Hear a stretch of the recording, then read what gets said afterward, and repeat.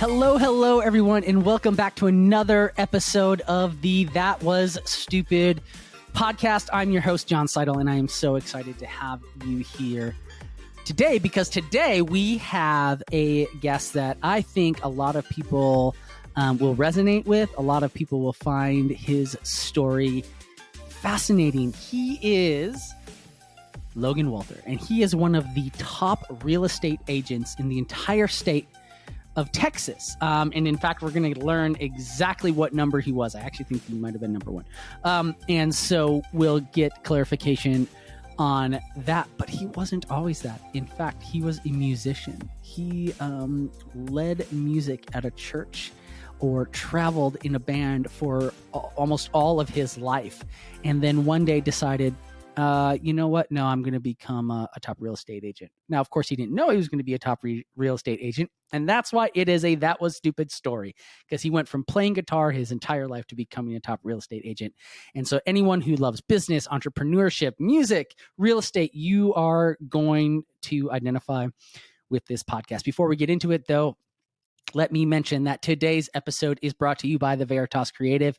The Veritas Creative is your full-service digital media consulting agency. They can help you build websites. They can help you create marketing material. They can help you manage your social media.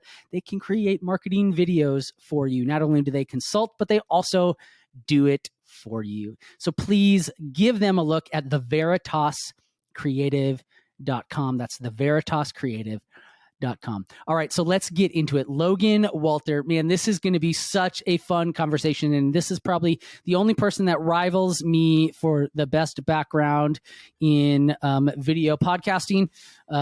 If you're watching this on Spotify or YouTube, you will see what I mean. So without further ado, let's get into it. Logan Walter is here. Let's talk to him now.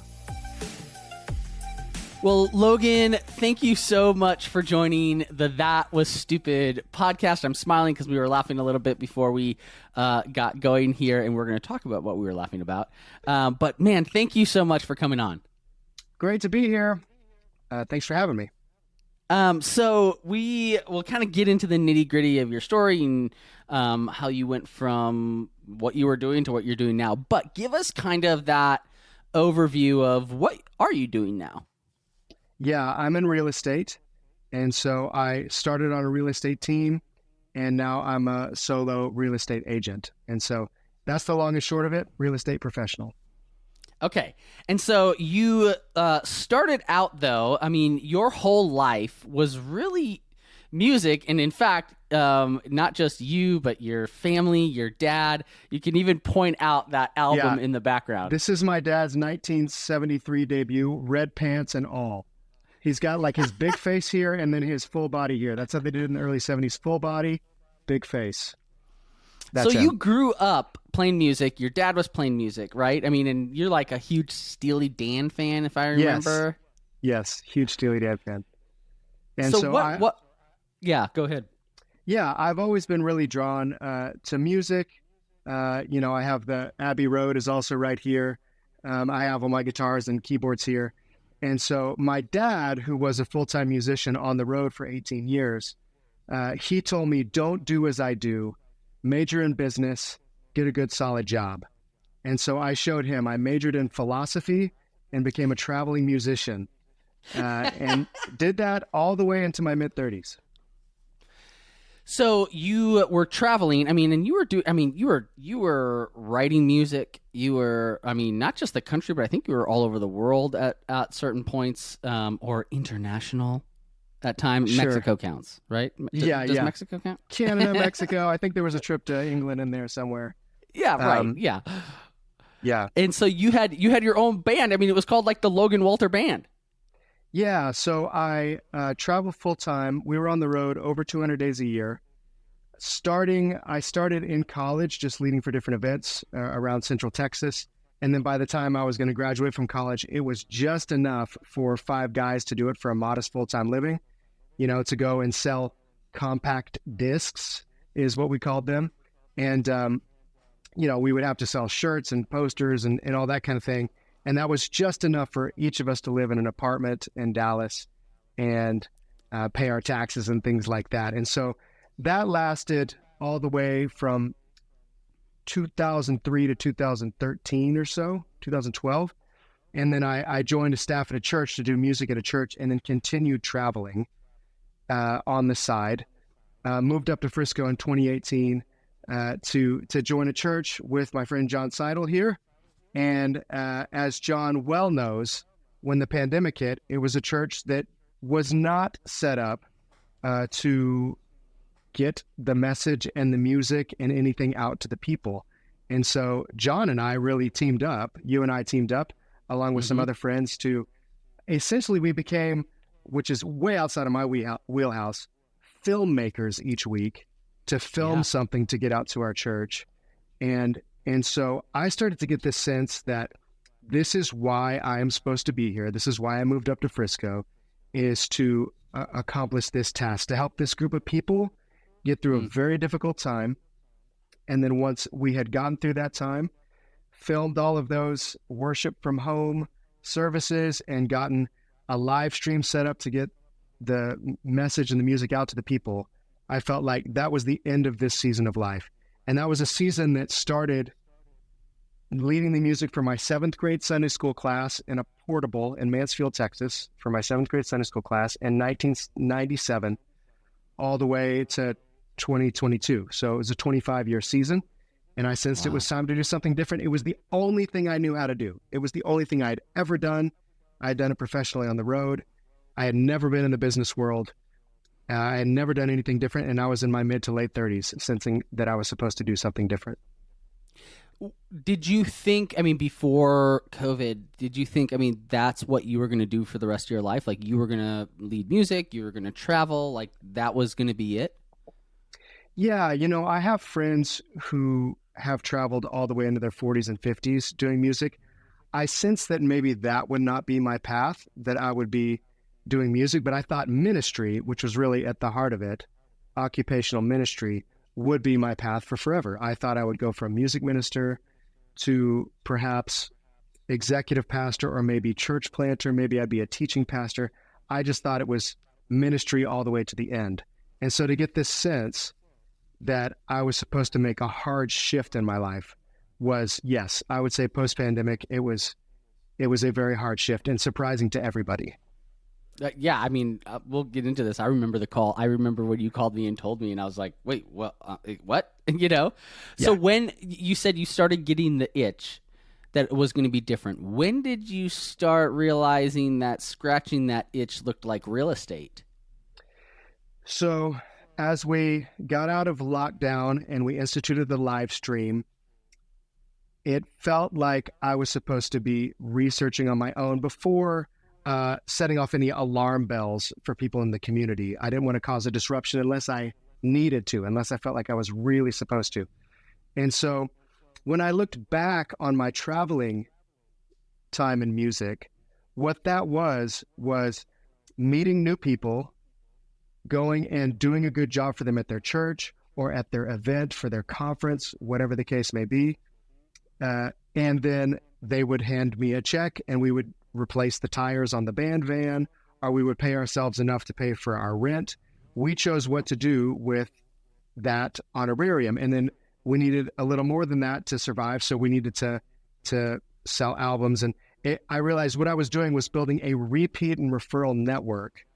And I was marketing, essentially. Yeah. And so you would go and you would do a really good job, and then they would recommend you to somebody else, and you would go and serve that next person really well. And that's building a repeat and referral network, which is actually closer to real estate than it is to being on staff at a church, where perhaps your days are set by the other elders and executive pastors and things like that. Really, real estate is more like that traveling musician mindset, except I don't have to drive to Oklahoma every other week, right? I get to sleep in my own bed. I don't have to put 330,000 miles in a band van. I can drive a sedan around the Dallas-Fort Worth Metroplex. And so that's when I sensed, okay, this is a way to help people and to do what I feel like I was designed to do, which is build a lot of new relationships, network, and build something. So you realize that real estate. So then what, I mean, did you go to your wife and say, hey, this may sound stupid, but or like how did you start breaking that news to those in your inner circle? That's a good question. My wife is definitely the first person I told, and she was the only person who knew for quite a while. So there's a story in the Bible about putting a fleece before God and saying, God, if this fleece is wet, I'm going to move forward. If this fleece is dry, I'm going to move forward. And so that's what studying real estate was. The first thing I did when I got the sense that this might be an option, the first thing I did was Google, why do real estate agents fail? How many real estate agents fail? And the first thing that came up was 87% don't end up doing it as a full-time job. So if you get your license, 87% don't renew their licenses the second time. So every 2 years you have to renew. They might make it to the end of that first couple of years, say, I'm going to give it another go, and then they don't renew that second time. Almost 90%. And so then I realized, okay, so there's some hurdles involved. It's a very low bar to entry, but it's very competitive to stay in and do it at a high level. It honestly reminded me a lot of, I wanted to go to University of North Texas to study jazz guitar. And so I auditioned and got in my senior year of high school. And then the more I researched it, I realized they kind of cast a wide net when they let these high school students into the jazz program at UNT, and then they weed you out. Okay. So I actually sensed before, so I did my research on that and realized, I don't think that's the path I'm supposed to go. Also, I saw a guy playing phenomenal jazz guitar at Albertsons from 2 to 4 p.m. on a Friday afternoon. And I thought, I don't know if this is the path. I don't know. He was so much better than me. And so I was like, okay, they're going to weed me out. But that's how real estate was. And I thought, okay, if this is going to happen, I have to be very serious about it. I can't be secretive about it. And so I did get my license and broke the news to the next person I told was our lead pastor, because I was a very visible person at the church, not as fundamental to the church as he was, but a very visible person at the church. And so I wanted to give him time to process, okay, how are we going to replace this position that's very visible and do it in a way that's helpful for the people? And so that was the beginning of May, end of April, beginning of May, 2021. And I said, if you need a few months, you can have a few months, And then we got to Christmas Eve, baby. I was leading worship for the Christmas Eve service. And we had an agreement that would be it, the end of 2021. So that would have been an 8-month off ramp. And so my first day in real estate in the office was January 3rd, 2022. That's when I started. Okay, and so what did people? I remember when you called me. It was probably in that summer May time of 21, and I was surprised, right? Not on two levels, right? Of we had been doing life together for a couple of years, and so whenever you hear that, it's stunning. But then, like when you said, "And I'm going to go into real estate," and I was like, "Huh, okay," like I had never heard about this like secret fascination with real estate. What was the reaction of those around you when you started telling them? Yeah, the same as your reaction. It was now you're maybe a little more expressive than some of the other people in my life. And so I really appreciated your reaction. But yes, it was just a little bit of initially, why would you do this? You've been doing this other thing for so long. That seems to have gone well, right? And that seems to have helped a lot of people doing this thing that you were doing. So why make the shift? And then you have to essentially explain that, hey, once a calling ends, it doesn't matter how well it was going, right? I don't mean to hit a sore spot with you with the whole Aaron Rodgers thing, right? No, please go for it. You could kind of see towards the end of his time there, it's like, this is coming to an end. Things are getting tense, right? And so it doesn't really matter. Okay, he won a Super Bowl, he won MVPs, like it all went well. And so you could look back and say, well, why would you leave it was going so well? It's like, well, but if that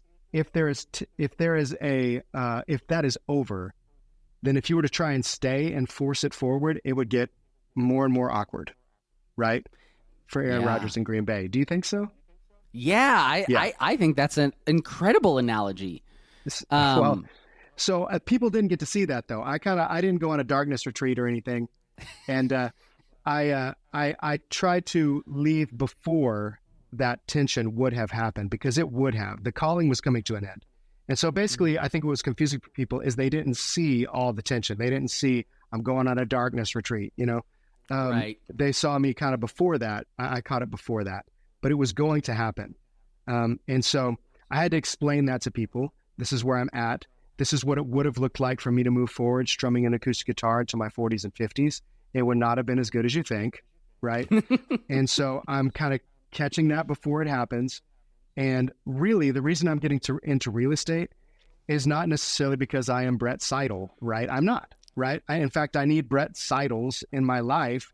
Whenever we did we renovated the church, and I didn't say, let me trust my own color palette, right? We asked Brett, and we got refuge blue, right? To be the painted walls. I don't know what that is.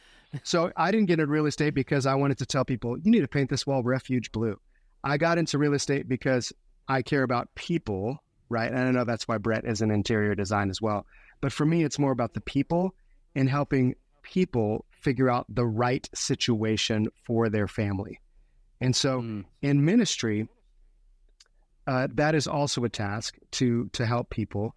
I did find that there was very much a stage to audience relationship with the music minister. So the people I was really connecting with on a deep level were really the people up on the stage. It was the bass players and the singers and the people doing the production. And so I tried to explain to somebody who asked me, one of the moms at the church, why I would make this transition. And I said, hey, we're talking right now. And this right here, the reason we feel comfortable doing this is because I have led you from stage while you were out in an audience. And so you feel comfortable like we know each other. But right now we're actually having a conversation that's deeper than me leading you from a stage. Now imagine if I'm sitting in your house with your husband and your kids perhaps, and we're discussing, what school district do you want to be in? What financial situation are you in right now? What's going to set you guys up for the future? That's way deeper than this conversation we're having right now in the halls of the church. And so it's really a way of serving people relationally on a deeper level. And then some of the other things like what color should we paint the walls as we're getting ready to list? I have those people around me. I bring those people in to help with those things. And so that's really the passion. I had to explain that to people.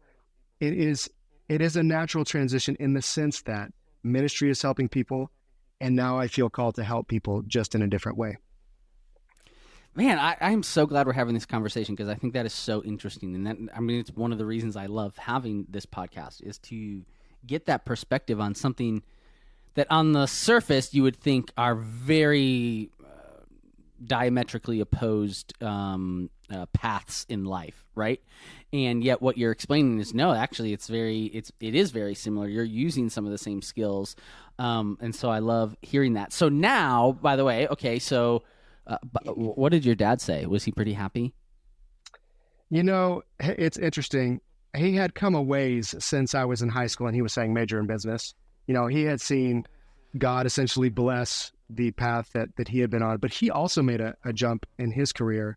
He went from full-time traveling musician to working at Baylor University, which seemed like an odd transition. And then all of his kids got to go to that university for free. Again, I chose not to go to the University of Texas Jazz School to play at Albersons. I'm sure there are people who are doing great things with that degree. And instead, I went for free to Baylor. It seemed like a really obvious choice, but I wasn't going to make it because I was a dumb teenager. But he was supportive. My whole family was supportive once they heard the story and understood what we were doing. And so I went into real estate January 2022.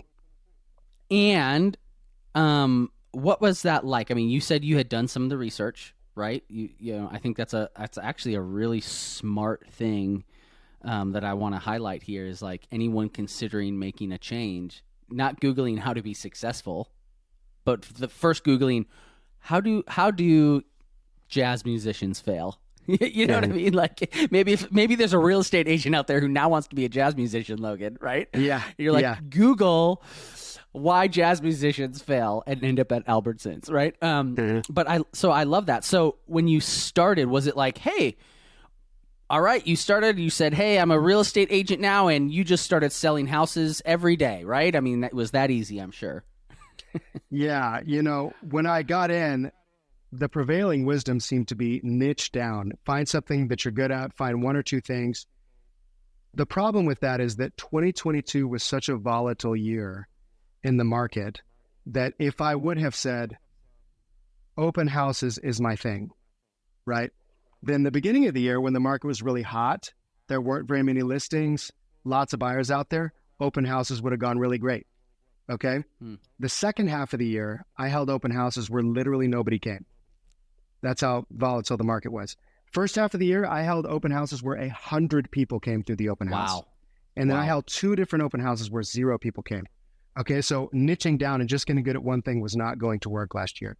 Another example is expired listings. So whenever a house doesn't sell, they fire their realtor or they let the listing agreement expire. That is technically public record. And so you can call them up and say, hey, I would love to help you. And now the issue with that is they get 100 of those calls. And so you have to find a way to distinguish yourself. And when you're new, you don't have much to distinguish yourself. However, at the beginning of the year, it didn't matter because no listings were expiring, right? Everything was selling. And then the second half of the year, man, open houses were dead, but 50 listings a day were expiring in North Texas. Wow. And so I felt very much led to do everything. I did the opposite of the wisdom. I said, I'm going to call expired listings every morning. I'm going to hold open houses every weekend. I'm going to door knock. I'm going to do social media marketing. I'm going to put together a top 5 pros and cons of living in Frisco, Texas YouTube video, all of that, and see what is working, right? Cast a really wide net and see where the fish are. And so that's how I approached it. Fortunately, for me, there was a couple at the church who trusted me with a land listing, right? And their words to me were, if anybody can sell it, you can. And I didn't say in response, I have never sold anything in my life, right? Because I wanted to instill confidence, but they trusted me with that land. So that's where we started.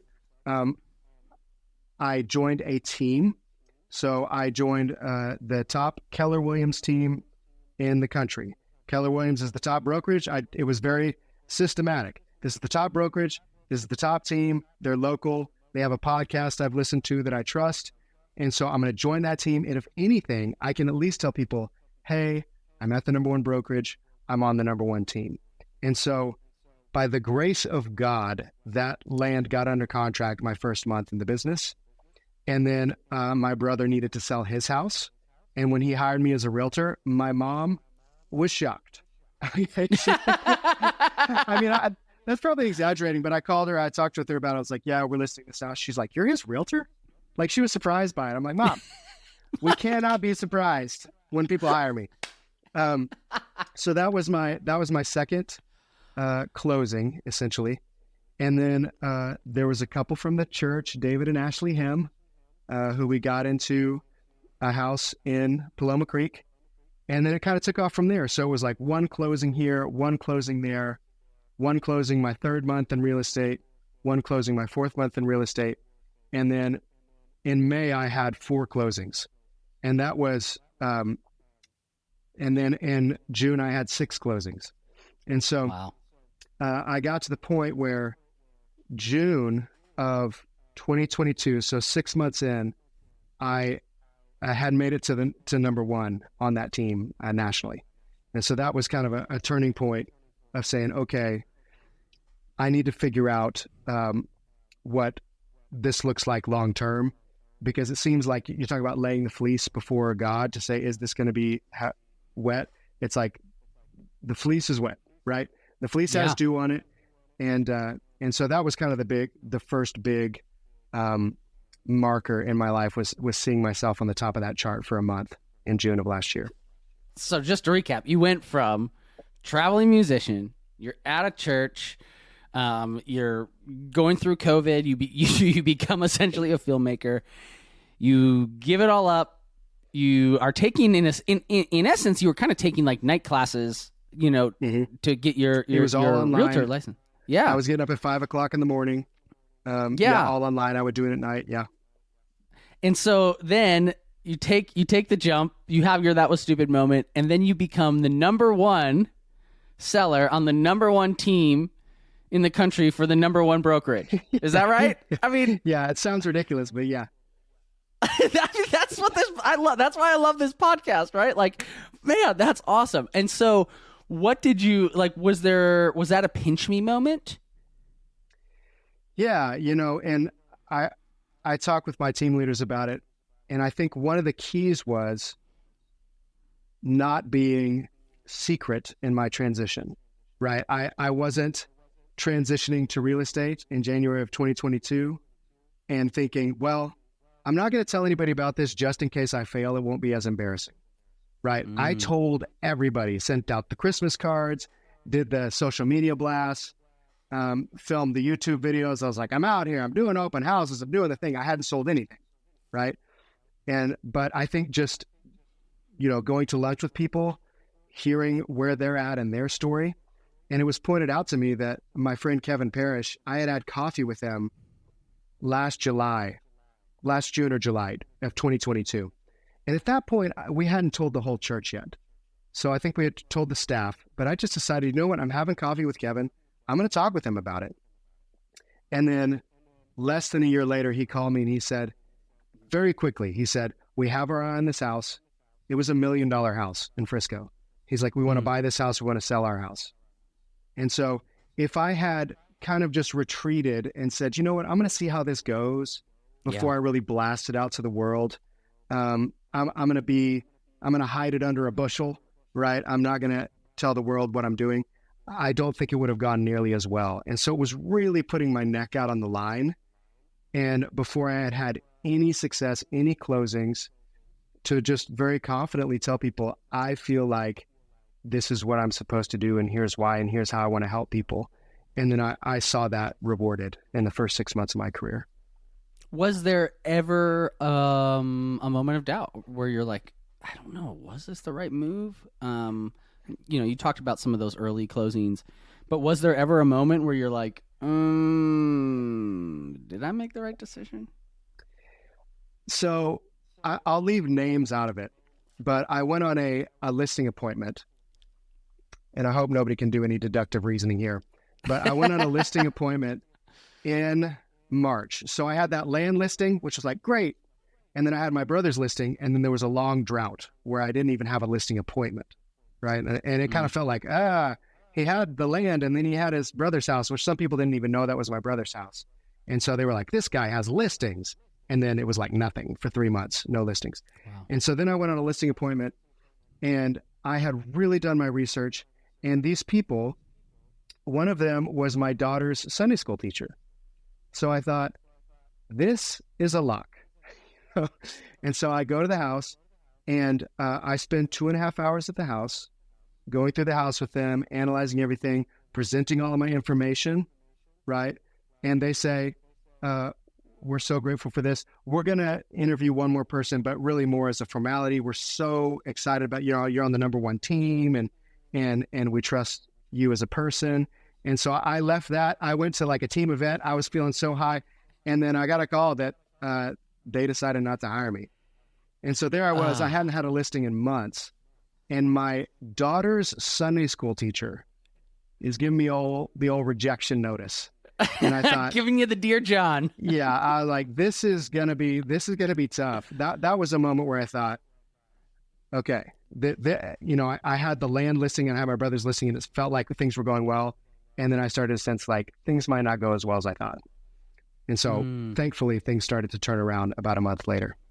What were you saying, and what were you saying to yourself in that season? Like, all right, well, I'm going to hit it harder. Like, what do you tell yourself when that kind of stuff happens?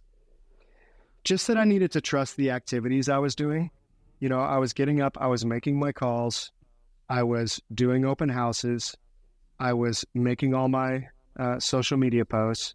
I was being very open, going to lunch and coffee with anybody who would go to lunch and coffee with me, just to trust those activities, right? Instead of saying, if I'm not getting results, I should just give up, right? Mm-hmm. Just to lean into those activities.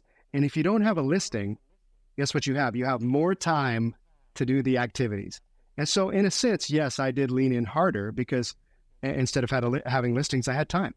And so I really leaned into those activities and said, you know what? Nobody in the history of real estate, I don't think, has really leaned in a disciplined way to all of their lead generation activities and not had any business. And I just had to trust that that would be the case. Yeah. Yeah. Okay. So you become, again, number one rep on the number one team in the number one brokerage. And now, but you've said, and I didn't quite realize this, but have you left that team? Yeah. So that's stupid. Yeah, exactly. Exactly. Yeah. I went and, received my award at the national team conference in Vermont in October. And then 2 months later said, I feel like I'm supposed to make a change. I feel like I'm supposed to go out on my own. I'm not supposed to have any support. I'm supposed to figure out what that support looks like out on my own. And so I did that at the end of December. And so in the back of my mind, I thought I will be on a team for 2 years.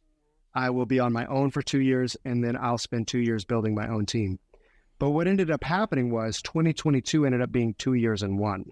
You had the first half of the year with bidding wars. I had a listing that got 4 offers first weekend. It was a 1,700 square foot house. They got 4 offers first weekend that were all $100,000 above list price. Wow. With appraisal waivers. Okay. We went from that was May, to in July, all of a sudden we're having conversations about price reductions with sellers. And that's the first time that the market had gone like this since 2009. It had been just slowly going up for 10 years. And then the pandemic hit, interest rates shot down, and then it went up like this for a couple of years.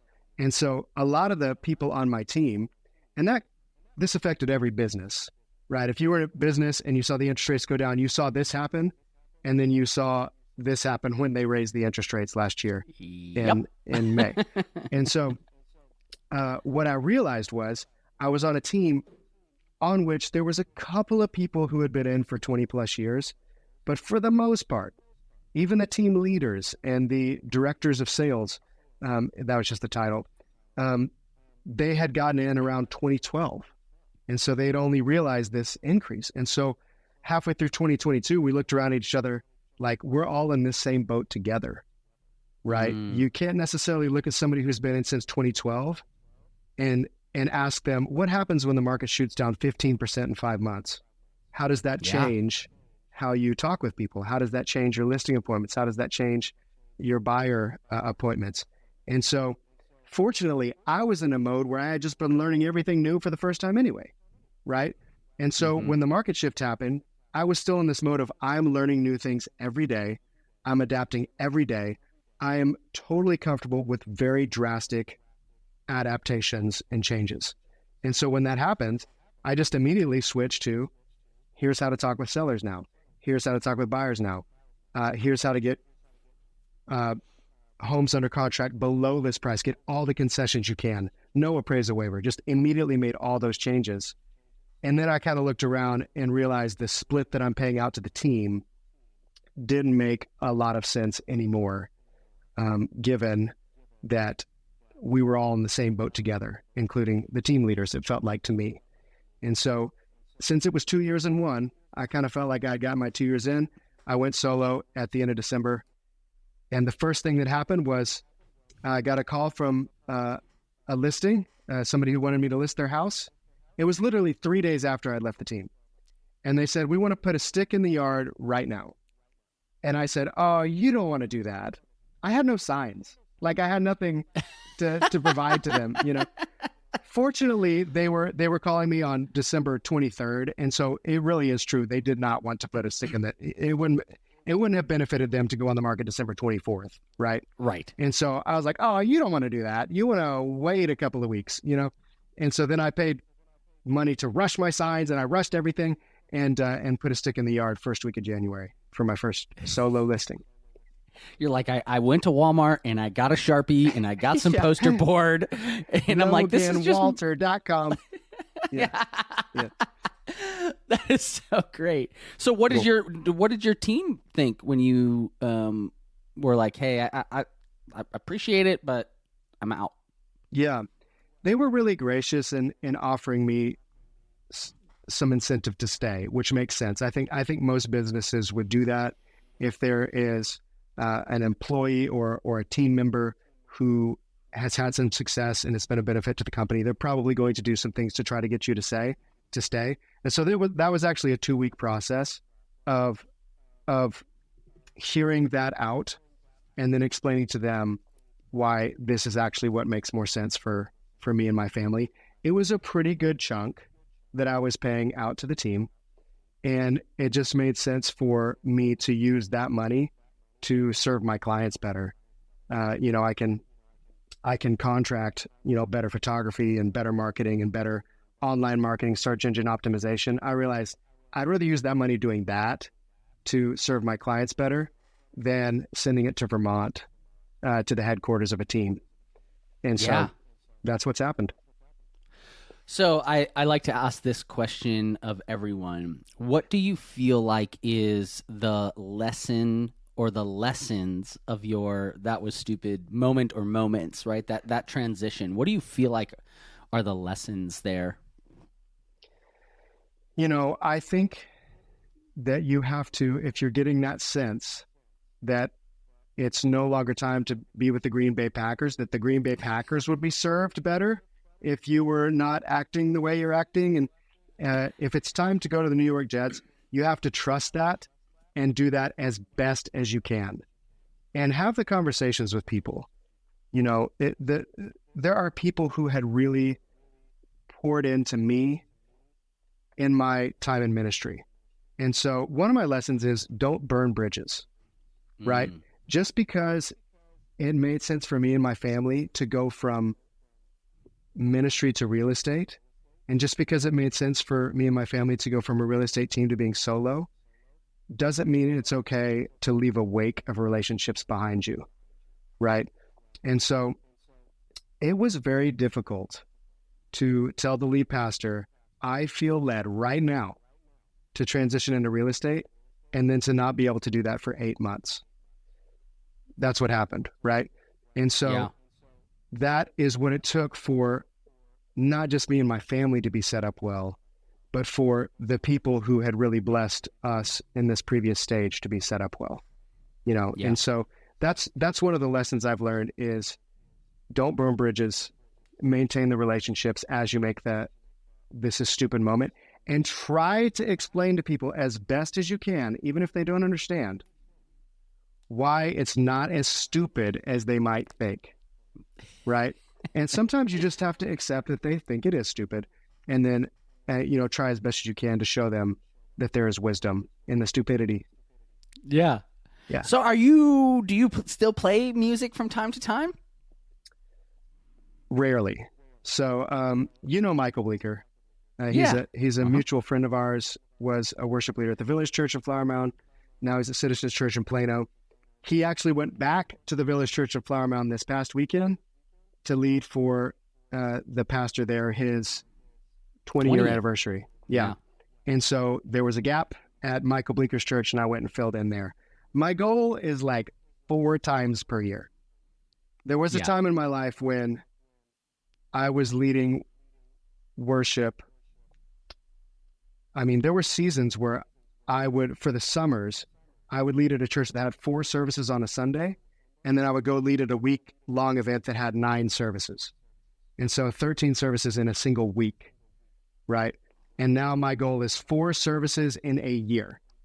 That's the goal. Yeah. And but now you think in showings and appointments and bookings and open houses, right? Now you got that kind of quota to fill. Yeah, and so now I have, everybody has to figure out what their lead generation looks like for their business. For me, one of the main lead generation sources is now a Facebook group. It's Yeah, called I want to talk about this. Yes. yeah, it's called the Frisco Community Guide, and I started it right at the beginning of my real estate journey, January of 2022. I put out a top 5 pros and cons of living in Frisco, Texas YouTube video, and I realized I need this to funnel to something, right? And so I was like, I'll funnel it to a Facebook group. So I started the Frisco Community Guide. It had dozens of members, all of which were my friends. I was one of them. There you go. Yeah, you're one of the OGs of the Frisco Community Guide. And so by September, it had about 600 members. So from January to September, went from 0 to 600. And then from September to now, May of 2023, it's at over 11,000. So this was going to be my question, and I figured you'd kind of bring this up, but what do you feel like is the secret to your success, if you can share it? And I think, part of, in the back of my mind, you talked about kind of those 4 things earlier, in that instead of specializing in one, you're going to, focus on them. And social media marketing is something that you do really well, and through the Frisco Community Guide, right? And I think that's a lesson for realtors everywhere, for business people everywhere, right? And you're not pushy in that group, right? You're not like, you're adding consistent value to the community that you're in. For example, I visit that Facebook group towards the end of every week so that I know what is going on this weekend that I could potentially take my family to, because there's actually not a great place to find that I have found, right? So like, you're adding value. You're hey, just FYI, here's, you have some fun posts in there, like, here are the top 10 most expensive houses in your zip code, from 1 to 10. And you're like, holy crap, that's in my zip code, Yeah. So there's this constant added value. So, what do you think is the key to your success in general, and then the key to the success of the Facebook group? So there's a saying that we had on our team, our real estate team I was on last year, that expectations are the root of all suffering. Okay. Now, as a Bible believer, the source of that truth can be found in the Bible, right? If you're expecting to go after, candy and, all these things in life that are just real easy pleasure grabs, if that's your expectation for pleasure, you're going to sink, right? And so setting the right expectations for people and then clearly communicating that. And so I would say if there's one thing that I could point to, it would be clear communication of expectations.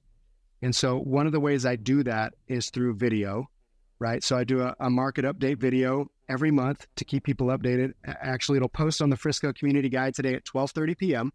For May 2023, just to set proper expectations. So what should my house sell for and why? Right? I don't know if he's going to say, I won't use him as an example. I have met with people who thought their house should sell for $900,000 when the truth is it should sell for $785,000, right? And so how can I clearly communicate in a way that makes them understand that the house is actually worth $785,000? And I will use video to do that. I'll set up a video like this. I'll do a Loom video. I'll bring in all the data. People want to see actual evidence. I'll show pictures. I'll show other homes that have sold in the neighborhood and really clearly communicate why that house is actually worth $785,000, right? With buyers, I will set expectations for what can you expect through this process. It's a very tense process, right? You're asking for repairs. You're not going to get all the repairs. You're going to have an appraisal. That can be an intense time. And so setting those expectations and really clearly communicating, I think, is at the top of the list. But one thing I want to say, that would be like a one practical thing. I think I always go back to these 3 kind of character components, okay? One would be clarity, like I talked about. One would be character, having character, like serving people, having the humility, even when another realtor or a client or a seller kind of blows up. I mean, I've been cussed out on the phone. That didn't happen a lot in ministry. There was a version of that. There was a version of that in ministry, maybe. But I was on speakerphone one night, and my wife overheard this guy from California just like blasting me. And it wasn't even really directed to me. He was venting about the air conditioner breaking down at his house that he was selling. You know what I mean? Yeah. But it just was a barrage of curse words, and just like it is my job to be calm in the midst of that. So character and then competency, working to get good at the job. And so being really clear in my communication of expectations and what to expect in the process, and even what they're signing, like being really clear about this is what you're signing and why. Yeah. Okay. And then having the character to say, you know what? I might get pushed around in this business. It's my job to not punch back, and then competency, get really good at the job, listen to podcasts, read books, study the market, learn how to do the job well. Well, I think that is, and I love those 3 C's because I think they can be valuable in any job, right? In any transition that someone may make that's listening to the podcast. So I appreciate you sharing that wisdom. By the way, there was one thing I wanted to say. Logan talked about his old van early on, and like going across the country oh my in this goodness, van. yes. And John there discovered was something about that van towards the end of its life. Yes, about 2 years ago, like my truck was in the shop, and you couldn't get rental cars. It just like they were just like they had been raptured or something. And so I said, Logan's like, well, hey man, I have this old like 15 passenger van. It's sitting in the church parking lot. If you just need to use that for a week, it's just sitting there. I was like, oh man, that's great. So I go out there and I start this thing up, and I'm not kidding you. My ears almost started bleeding because of the noise that was coming from this van. And I'm like, I like text you and I'm like, hey, is there something like, and you're like, well, I mean, it's a little old. Sure enough, like I get under there and realize like someone had come and cut the catalytic converter out, and this thing was just rumbling. And I literally had to put my headphones in when I was driving this thing because it got so loud. I'm like going down the street. People are looking at me like I'm crazy. And I'm like, listen, I needed a car, guys. What's funny is that had been sitting in the parking lot for so long, and there was a group of guys that from Northway Church, Josh Duncan and the gang, that after that catalytic converter had been stolen, took it all the way to Houston and back. And they were texting me. They're like, man, it is really loud. And I was told them the same thing I told you, because I hadn't driven it in a long time. I was like, hey, it's old. Like if you want a van for free, like this is what you get. And then you literally crawled under there. You're like, they took the catalytic converter. And so I sold that van. I kid you not. I sold that van for $250. Really? Because there was no good way for me to. Essentially, I just paid somebody to take it away, and not have to deal with the shipping costs of getting. I'm sure there's a way I could have gotten a little more money from it, but yeah, I made $250. Wait, didn't you tell me that someone that then was going to like convert it into something that bought it, or maybe somebody that was different? wanted Jeremy Heron, our mutual friend, was thinking about either his father-in-law or somebody was going to convert it into a trailer that you could pull behind, and he was going to like deck out the inside, but then he decided he didn't want to do that, and so I sold it for $250. and that's when you knew, hey, that's when you realized you could actually sell stuff, right? It comes full circle. That's probably, yeah. That I shouldn't probably be bragging about selling a 15 passenger van for $250. That's the worst sale I've ever made in my life. But it's over. And luckily they waived the appraisal on it. That's right. Well, no appraisal. Logan, thank you so much for joining us on the That Was Stupid podcast. Really inspiring to hear that transition and kind of and just as a friend to kind of go back behind the scenes and peek behind the curtain of what all went into that decision, what people were saying, how you landed where you are, and much continued success. And if you have another That Was Stupid moment, that happens, would love to have you back on. Absolutely. And I want to share one last thing, is that when I went solo, I now have a virtual assistant, and that has rocked my world. It has been so amazing. So there's a guy named Jay who right now is doing some real estate activities for me on my behalf. And then I also have a transaction coordinator who's really helping out. And so I think that's been really key in this transition from team to solo, of having the right support and making the right hires. And so that's been a huge game changer for this next chapter. If anyone is in the North Texas area and is looking for a realtor and would love to have you potentially play some Yaz guitar at their open house, where can they go to find more about what what services you offer and how to get a hold of you? LoganWalter.com is my website. You can text or call me, 254-644-5297. And I only play Stevie Wonder at my open houses because he is universally loved. Nobody hates Stevie. That's awesome.